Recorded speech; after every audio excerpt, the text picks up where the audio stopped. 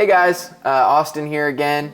I've had a few of you guys reach out since I posted the cloning music video where there was 3 of myself singing, and they asked, how did you do that? I'd love to try something like that myself. So instead of explaining it to each of them, I figured I'd just record a little tutorial and share it with the world. So if you missed the video, here's kind of what it looks like. Defy the knowledge inside.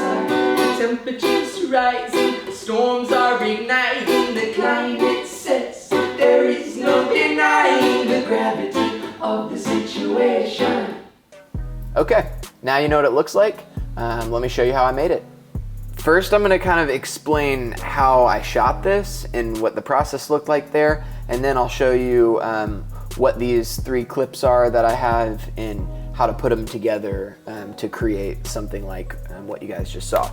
So the first step is, as you can imagine, you're gonna shoot this same scene 3 times for each, in my case 3 times, but you could do this with just 2 people, or you could max it up and go 5, 6, 7, people if the frame is large enough.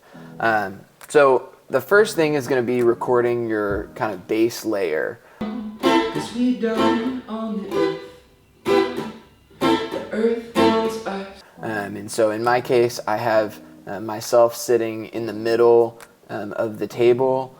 One important thing on the setup is to prepare yourself for the other, people that are coming in, to prepare yourself for yourself coming in later, and then making sure that there's enough space to separate, because you don't want the person over here to be crossing behind or in front of the person in the middle, and then same with the sides. And you'll see kind of why that's so important later. But you want to make sure that you've kind of split your frame into a few pieces.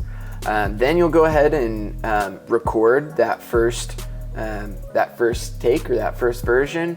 Once you've got that base clip that you're happy with, you're gonna export the audio.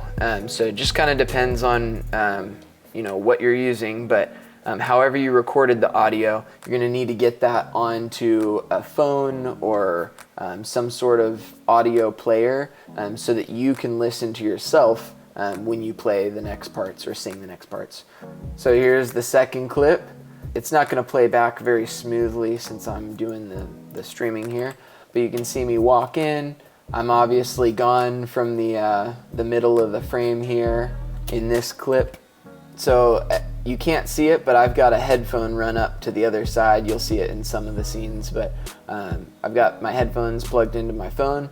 So I start that recording right at the beginning, start rolling the cameras, and then end it right about the same time.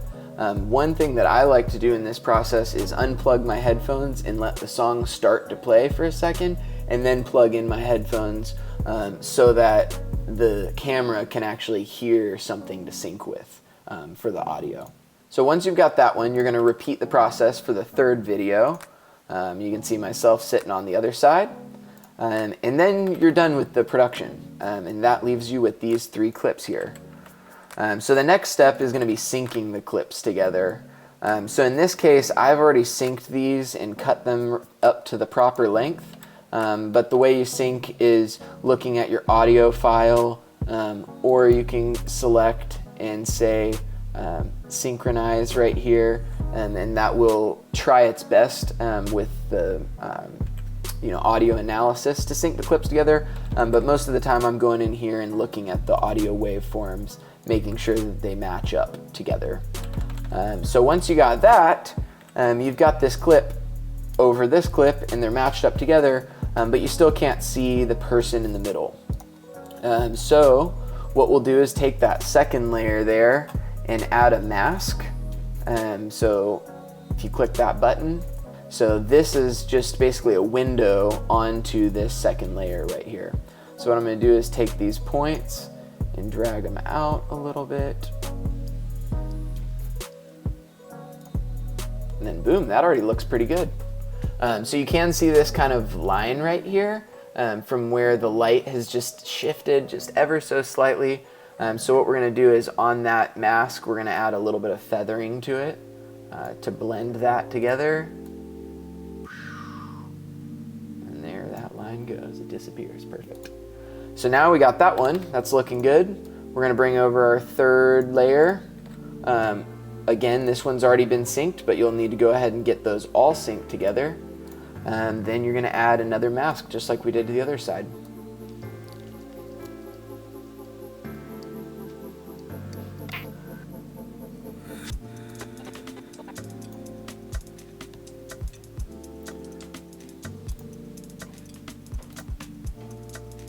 So there we go.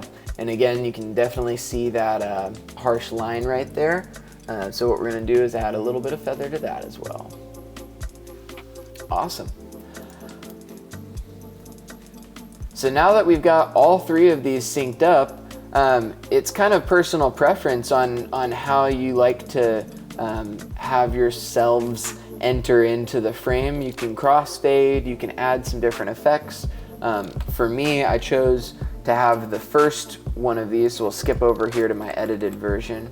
In this first one, I actually walk in from out of frame, and so there was kind of no transition needed.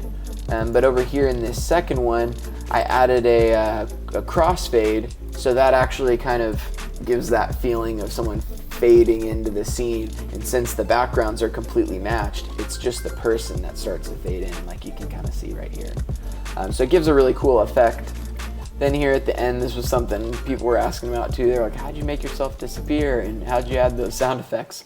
Again, it's just a crossfade on those layers. The sound effects were my own voice.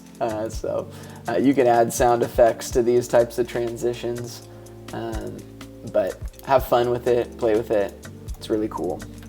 So then the very last step to the process is I took all of this content and nested it, so making it a sequence of its own, and that's what I've got over here. And then because of that, I was able to make adjustment across the board to everything. And so what I did was actually adjusted the scale and positioning a little bit, slightly reframed the scene, and then I added this adjustment layer with some coloring. So there's the before, there's the after, kind of just adds a bit of punch to it. But then that's pretty much it. You just go ahead and export. That's the process. If you guys have questions about it, feel free to reach out to me, but hopefully this is helpful and some of you guys can make your own. All right, see you another time.